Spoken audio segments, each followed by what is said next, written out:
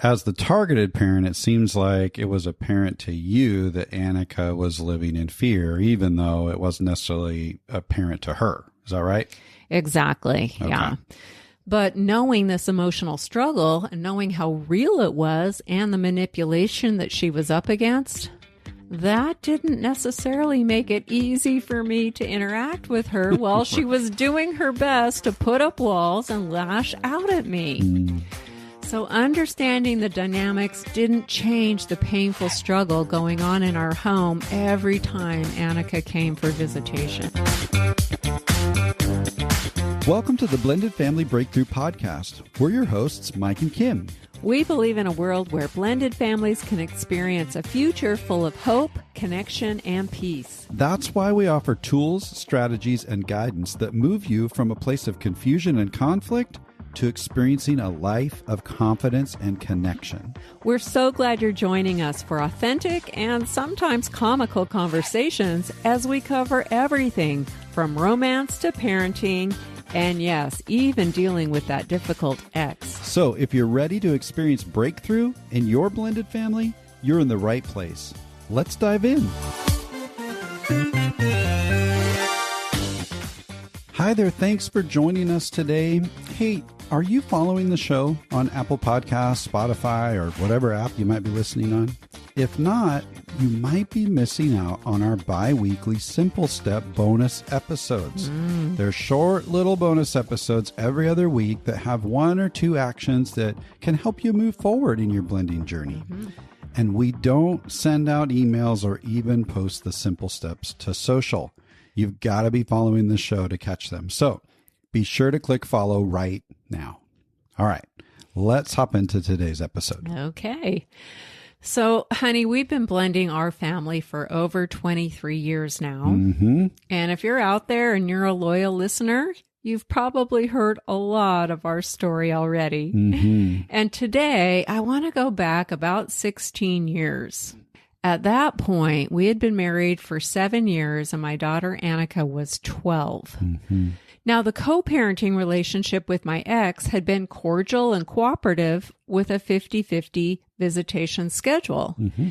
Annika was fairly well adjusted, and she enjoyed spending time in both homes. Transitions were smooth and relatively easy and had been for years. Yeah. You know, when we first started dating, I was actually encouraged by how well you and your ex were working together to support Annika. Things between her two homes were pretty peaceful, and that was something that gave me confidence in our ability to blend well.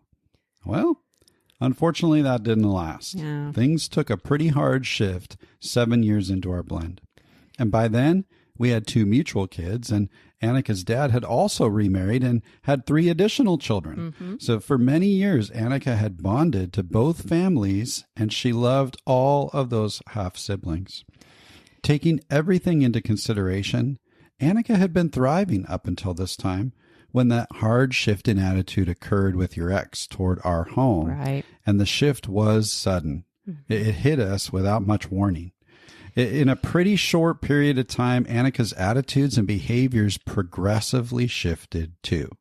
She got pretty aggressive and disrespectful. I might even say hostile when she was coming into our home. Yeah, I would agree with that. Now, a few weeks ago, we had Dr. Amy Baker on the show to offer help for parents struggling to connect with what she calls hard children, which stands for hurt, angry, rejecting, and distant. Now, during that season that you just described, honey, Annika definitely fit the description of a hard child. And as we navigated through the mess at the time, eventually we figured out that her shifts in attitude and presence in our home was rooted in my ex attempting to alienate her from me. Amy Baker mentioned the 17 primary alienation strategies that a parent could use to target the other parent and alienate their child from them. And when I read through these 17 primary alienation strategies, I realized that my ex used at least 12 of them to intentionally and systematically disrupt my relationship with my daughter and turn her against our home. Mm-hmm. Yeah. And this was all happening kind of back in the early days when counselors and GALs and attorneys and judges were just identifying that parental alienation was a real thing, and it was a big problem. Mm-hmm.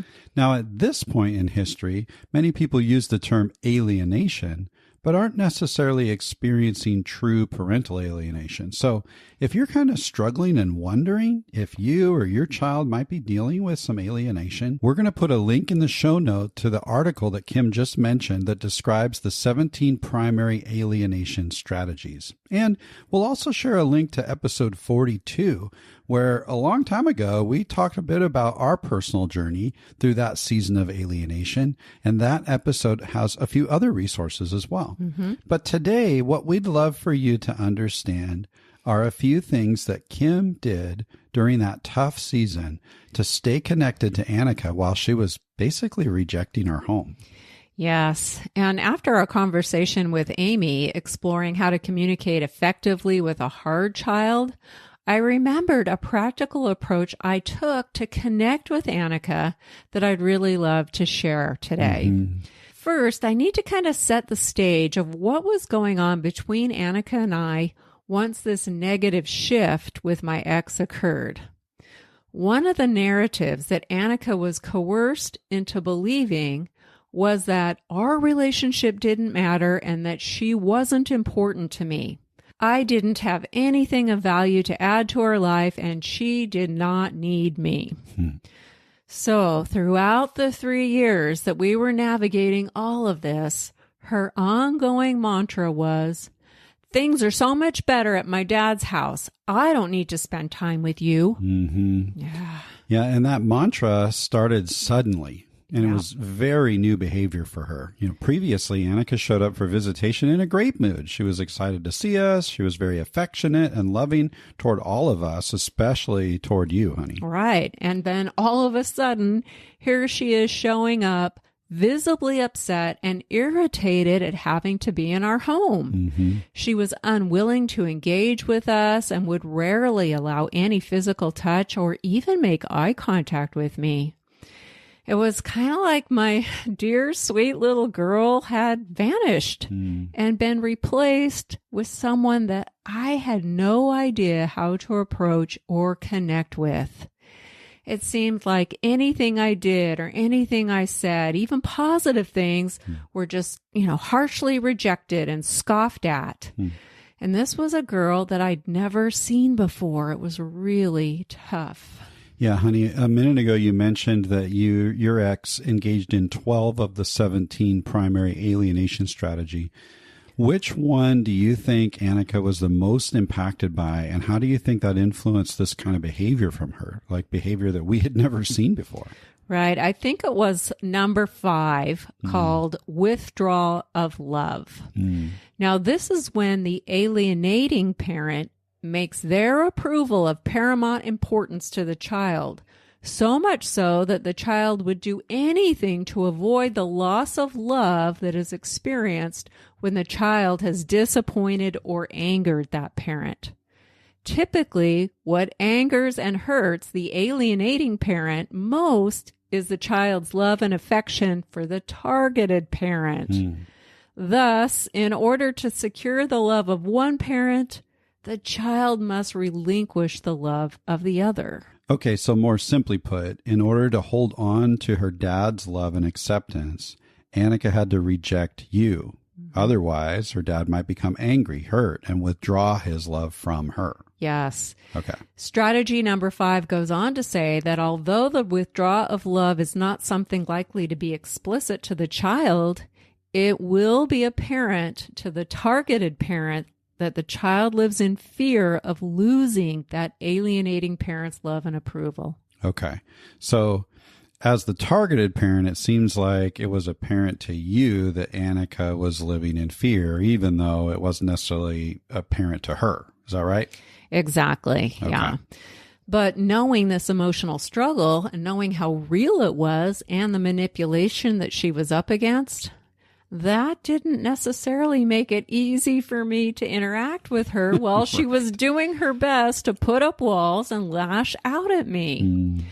So understanding the dynamics didn't change the painful struggle going on in our home every time Annika came for visitation. Yeah, that kind of reminds me of a couple we've coached that have 2 children, and they're struggling with some similar dynamics. They refer to their visitation as a black cloud descending on their home because everything shifts and becomes extremely difficult. They hear comments like, I can't wait till I'm old enough to choose where I live so I'll never have to come here again. And sometimes even tell their parent, I don't love you anymore. Yeah, I mean, it's hard. It just hurts my heart to hear this couple describe what's happening in their home, because I remember when it felt like a black cloud had descended on our home when Annika was there, which is an awful thing to say because I loved my daughter and I wanted to spend time with her. I wanted her to come to our home, but it was tough. Yeah, during that 3-year season, we were aggressively fighting in the family courts to keep your parental rights and just maintain the 50-50 visitation. We wanted Annika to be with us. That's what we were fighting for. And yet, having her around was such a challenge for everyone. Yeah. Like, I remember when things would get so negative and intense that I'd just have to take a step back, and I would take our 2 mutual kids out of the house just so that everybody else could get a break. Yeah. And, that's a good strategy. You needed that, but that left me alone with Annika, which was really tough. Absolutely. Honey, tell us kind of what your natural inclination was when you'd hear Annika say that she didn't want to be with you. And when you were kind of on that receiving end of her harsh, grouchy attitude and hurtful comments, like, what did you actually feel like doing in response to all of that? Well, I felt like distancing myself from her. And, I am naturally a bit of an avoider. You know that, you honey. Are. Yeah, I agree with that. And to ease my own painful emotions and that struggle that I was experiencing, I really wanted to escape by isolating myself and just kind of ignore her, just get away from her. It was so hard to be around her. Okay, so in those moments, I'd kind of leave the house with Phoebe and Jacob, and you'd be on your own with your hurt, angry, rejecting, distant child.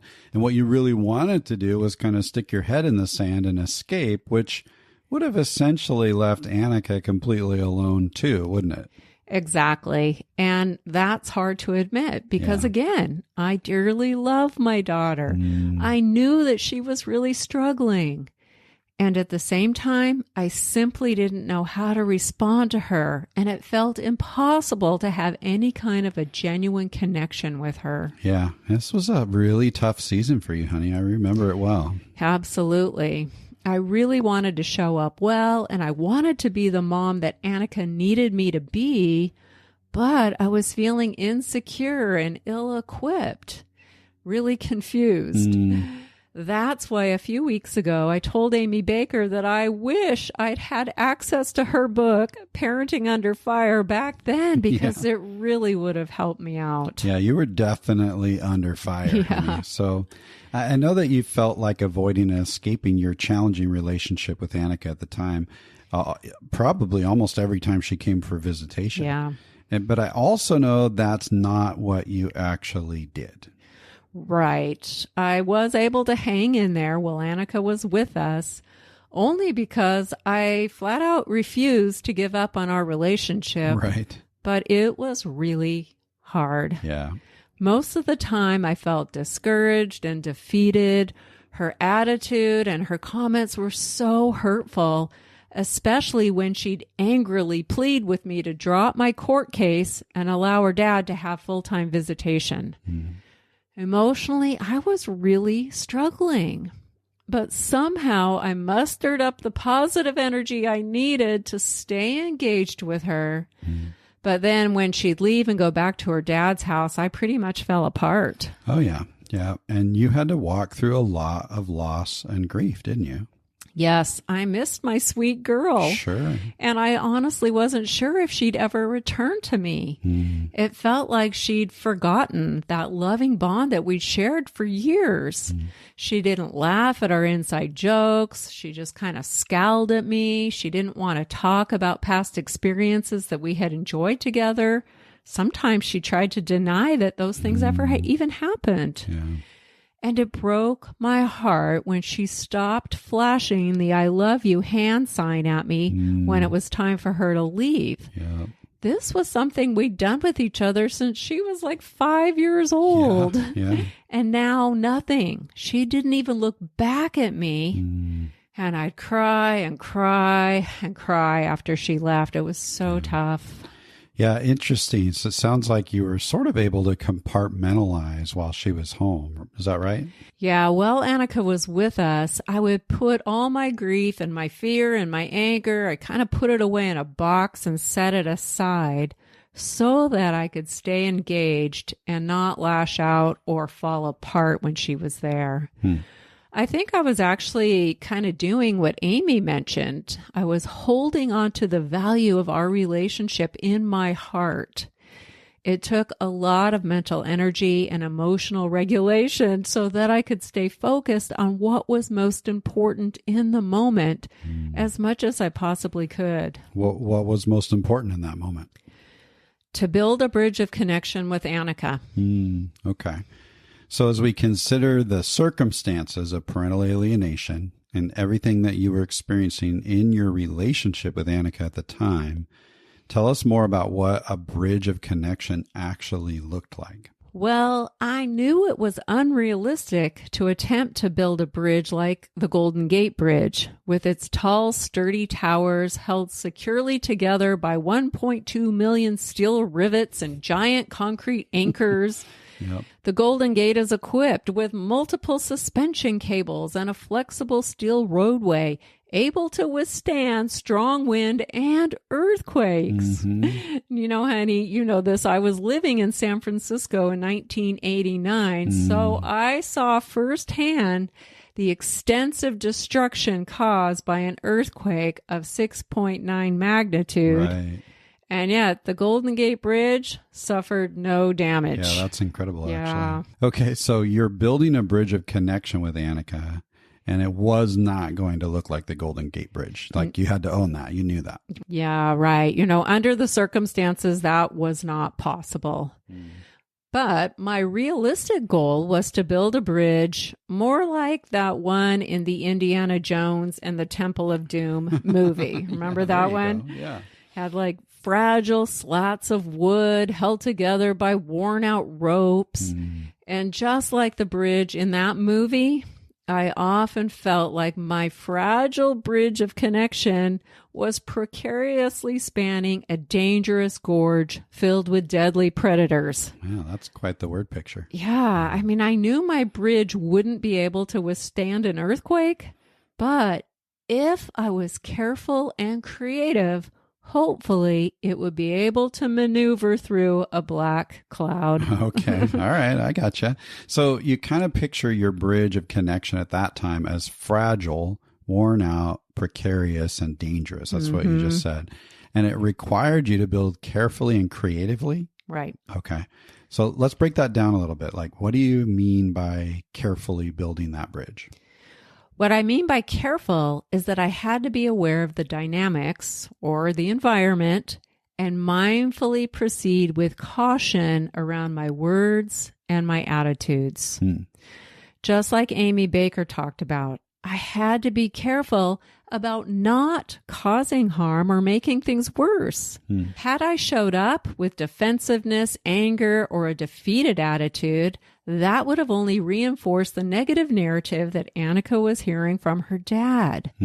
I had to carefully approach Annika in a way that clearly showed her that I was loving, safe, and available, which also meant that I couldn't just avoid the situation like I felt like doing. Yeah. Okay. So I want those listening to understand how to proceed with caution and carefully approach your hard child in a way that doesn't cause further harm. And so I encourage you to go back and listen to episode 194 if you haven't already, and definitely grab a copy of Amy Baker's book as well. And we'll put links into the show notes to make that really easy for you.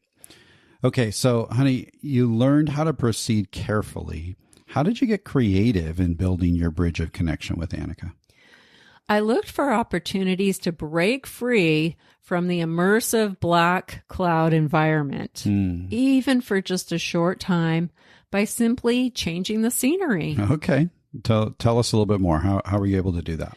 Well, I've got 2 stories to share where I managed to get creative and as a result, experienced a bridge of connection with my daughter. Okay. So the first story, it was, the typical attitude that she showed up with, the black cloud descending on the home. Yep. You, I think, took off with the kids, so I was alone with Annika, and she was doing her grouchy, grumpy thing. And at one point she said to me something like, I don't want to be here. I want to be at my dad's. And I very calmly repeated back what I heard her say. And I just said, oh, you don't want to be here. You'd rather be at your dad's. Reflective listening. Reflective listening. And she kind of said, yeah, that's right. And I said, okay, I hear you. And then I said, hey, get your shoes on and get in the car. We're going to go for a drive. And of course, I don't want to go anywhere with you. Where are we going? She objected, and I just stayed the course. I just said, hey, you'll find out. We're going to go for an adventure. Get in the car. We're going to go. And eventually she did get in the car. I had no idea where we were going. I just had to get her and I out of that house and change things up. And I ended up just driving to a river. We have a river that goes through our town, a pretty sizable one. And I went to this little park by the river, and we sat and threw rocks in the river for probably 45 minutes. Yeah. And it was an amazing time of connection. Not that we had, great conversation. There wasn't a ton of talking, but we were there side by side. We were both calm. We were throwing rocks in the water and kind of challenging, how far can you throw it? And can you skip it? And we were just kind of having a casual, fun time together, which of course was very rare at the time. Yeah. Yeah. And apparently nobody was throwing rocks at each other. No. Okay, good. I just wanted to clarify. I think just getting her out of the house was so good, and just going and doing something. Yeah, absolutely. Some activity and out of the normal environment. Yeah. Right. So what I heard you say is that you did some active listening by simply restating Annika's own words, like, you don't want to be here, right? And then you directed her to get in the car so that you could go on an adventure. Right. And she did a little bit of pushback, but you kind of stayed the course, and she ended up going because you were insistent. You didn't just give up and say, oh, okay, if you don't want to go, then we won't go then, right? No, I didn't do that. No, okay. So you were able to utilize the tiny little sliver of authority that you still had with her to make a direct request, and you weren't going to take no for an answer. Well, sure. I guess she could have absolutely refused to go, and then I'd have to accept that. Yeah. But I really think deep down, she actually had a desire to go with me, but because her thoughts had been so confused and she knew that her dad would not approve of us going off and hanging out together, her first response had to be, no, I don't want to go. Yeah. So your theory is that she wanted to go, but going along with you meant that she would be betraying her dad. So she kind of had to say that she didn't want to go first, even though she actually did want to go. Exactly. I know. It gets really complicated and confusing, doesn't it? Yeah, for sure. But my insistence paid off, and she was able to let her guard down just enough to get into the car with me. I don't know. Maybe she was curious. Yeah. So maybe that got the best of her. Yep. But I was thrilled that she finally relented.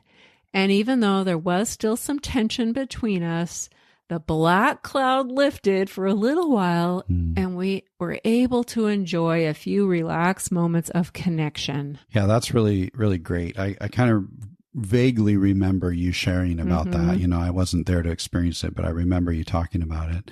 Now, you said you had 2 stories that you wanted to share about getting creative and kind of changing the scenery. Tell us about the other one. Well, the other one, similar situation going on in the house, and I handled it the same way, get your shoes on, let's go, after I did some active listening. And we got in the car. Again, I had no clue where we were going, and I ended up driving to a coffee place that she loves. It's pretty far away. It's like 40 minutes away. So we were in the car for quite a while, and this coffee place is right on the beach. It's a beautiful park, and it happens to have a train that roars through it pretty regularly. Yep. And there's a big trellis that crosses this train track. So you walk up a bunch of stairs and kind of, is that what it's called? A trestle. Trestle. Yeah, thanks. It's a trestle that goes across the bridge. So we got our coffee drinks. We hiked up to the top of the trestle and we decided we were going to wait for a train to come along. So we did, and we just kind of hung out. And again, there wasn't a lot of conversation. We were just there. It was a beautiful day. And out of the blue, she said, "Hey, I want to take a selfie." And that was shocking because she had not asked to take a selfie with me. She had refused to even be in a picture with me for years. Wow, yeah. And so, of course, I'm like, yeah, let's take a selfie. And the interesting thing about this picture that she took is we both have very solemn looks on our faces. Like we were both hurting, but we were next to each other. Yeah. And so she took the selfie and we waited for the train to come when we finished our drinks, and it was nice. Yeah. Then we went back home, and I think she left to go to her dad's house a day or two later. So we still had a few days with her. And she did. She went back to her dad's, and I went into my bedroom, and there on my pillow was a little surprise from Annika, which again, I was shocked. Yeah, shocking. Yep. Yeah. What she had done was print that picture, that selfie of us on the train trestle. And she got into some craft supplies, and she kind of created this sweet little frame out of paper and buttons. And there's a piece of dried lavender on it. She knows I love lavender, and it's all attached to a piece of driftwood. And it was just so cool and so amazing that she would leave that for me. And what that told me is that there's still connection there. She still cares, and she wanted me to have that. Yep. And it was amazing. Sounds like she got creative in building some connection that moment too. Yeah. Yeah, exactly. Yeah, that's a really powerful story. Yeah, and I just absolutely cherish that picture. I still cherish it. I still have it. I love it. Yeah. I know how much that meant to you for sure. You know, I think that happened a bit later on. She was about 14 or 15, and the court battle had been going on for almost 3 years by then. And throughout that time, Annika had been court ordered to meet with a counselor and a guardian ad litem. So it could be that, you know, she was kind of at that stage where she was finally starting to see some truth about what was actually going on. Yeah, she was an emotional wreck at that point. I mean, it was exhausting. Yeah. Because parental alienation is actually a form of emotional abuse. Yeah. This was all so hard on her. But the fact that she took that selfie, printed the picture, and then took the time to make a frame and leave it on my pillow for me to find, all of that let me know that my sweet girl was still there. All was not lost. Yeah, for sure. The truth was that my daughter loved and valued me. And at the time, this was the only way that she could express that. Yeah, yeah. And really what took place after that was unexpected. I mean, shortly after Annika turned 15, we settled the court case. The new parenting plan didn't put us back to the 50% that we had been seeking the whole time, Right. but it did protect your parental rights, and we still had her part-time. But actually only 1 month later, Annika got the courage to break free from her dad's control. The situation in his home had escalated, and she jumped out of her bedroom window. She left his home. She ran across town to our house. She landed on our doorstep, visibly shaken, and actually started pleading with us to call CPS and get a restraining order against her dad and stepmom. Yeah. That was the moment that the dam broke, so to speak. Right. She was finally able to share the extent of all that was going on in her other home.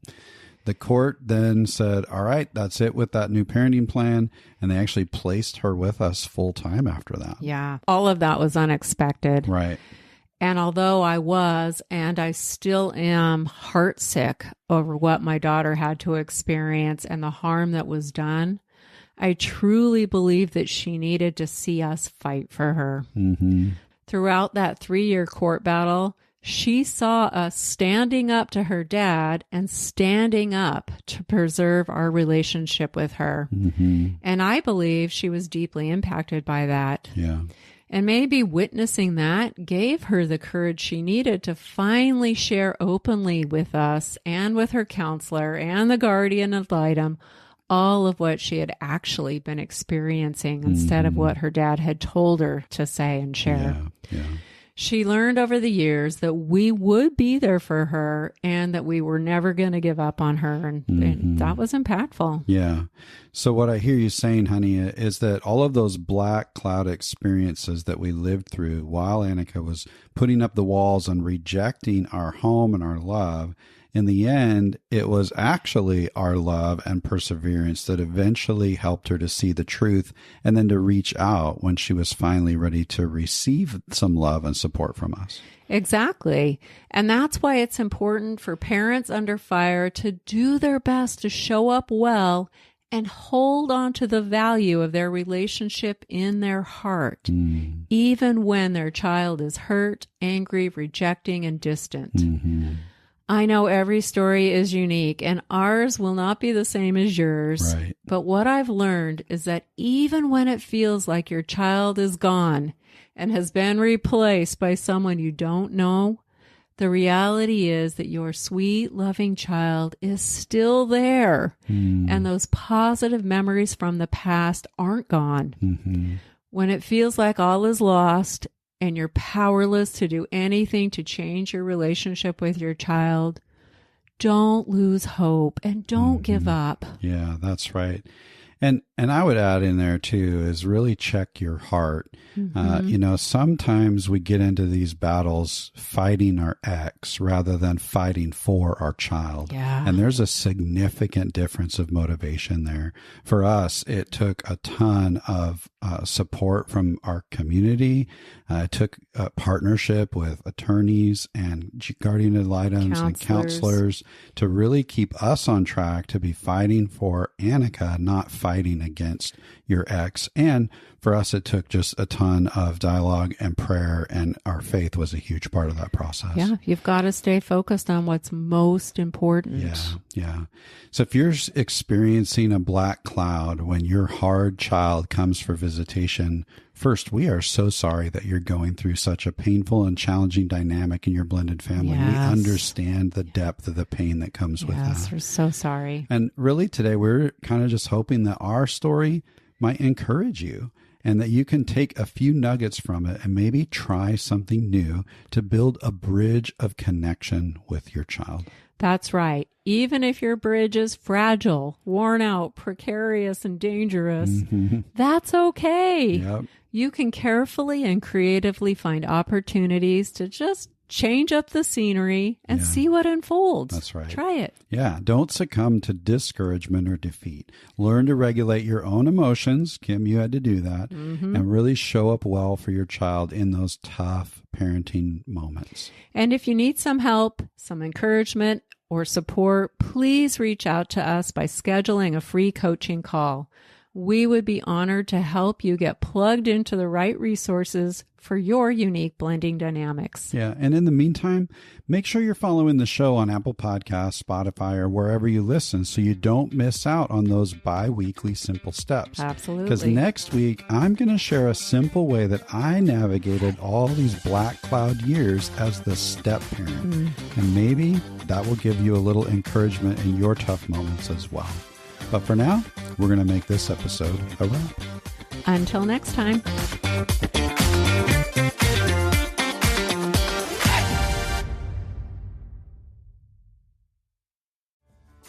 Does it ever feel like people just don't get how tough it is to blend a family? What if you could experience a community that's all about healthy support, guidance, and practical strategies that help you thrive in your blended family? Well, now you can. Blending Together is a supportive community for blended family couples just like you. We've educated and supported hundreds of couples navigating the unique challenges of blended family life. Now we're inviting you to join our community and experience the transformation that awaits you. Blending Together is not just another community. It's a place where you'll find practical, real-life strategies for building unity as a couple, creating more connection as a family, experiencing partnership in parenting, and even dealing with that difficult ex. Blending Together is a safe, growth-focused space where you'll get to connect with us and maybe more importantly, with other blended family couples who truly understand what you're going through. Along the way, you'll discover practical tools, guidance, and hope that empower you to find a future full of confidence and connection. When you join Blending Together, you'll gain access to a variety of resources like our private Facebook group and online learning platform, monthly coaching meetings, monthly Q&As, and you'll even get to vote on the content for our monthly workshops. Blending a family can often leave couples feeling alone or isolated, and quality support can sometimes be expensive and hard to find. That's why we're offering you access to all of this at a super low monthly rate, because every blended family deserves the opportunity to thrive regardless of their budget. So scroll all the way to the bottom of the show notes and click the link to join us in the Blending Together community and meet other couples just like you in our upcoming community meeting. Plus, when you join before the end of the month, you'll gain access to our brand new bonus mini course that will help you make quick headway. Hey, thanks so much for joining us today. We can't wait to meet you inside Blending Together.